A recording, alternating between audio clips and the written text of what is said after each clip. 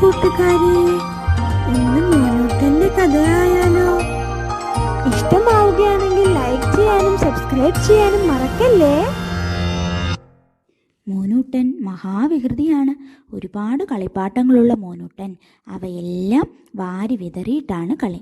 ഇടയ്ക്കിടയ്ക്ക് കളിപ്പാട്ടങ്ങൾ വായിൽ വയ്ക്കുകയും ദേഷ്യം വരുമ്പോൾ തറയിലെറിഞ്ഞ് നശിപ്പിക്കുകയും ചെയ്യും.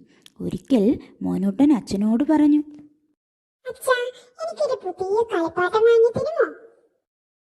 അച്ഛൻ അവന് ഒരു പുതിയ കാർ വാങ്ങിക്കൊടുത്തു.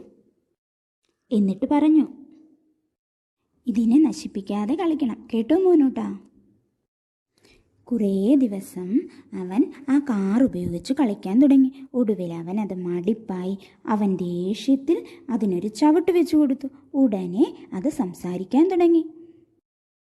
മോനൂട്ടാ, എന്തിനാണ് ഞങ്ങൾ കളിപ്പാട്ടങ്ങളെ നീ എറിയുകയും നശിപ്പിക്കുകയും ചെയ്യുന്നത്?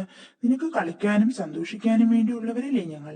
നീ എടുത്തെറിയുമ്പോൾ ഞങ്ങൾക്ക് വേദനിക്കില്ലേ? ഇനി ഞങ്ങളോട് ഇങ്ങനെ ചെയ്താൽ ഞങ്ങൾ ആരും മോനൂട്ടനോട് കളിക്കാൻ കൂടില്ല.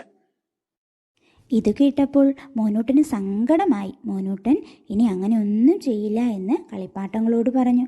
അങ്ങനെ വീണ്ടും മോനൂട്ടനും കളിപ്പാട്ടങ്ങളും കളിക്കാൻ ആരംഭിച്ചു.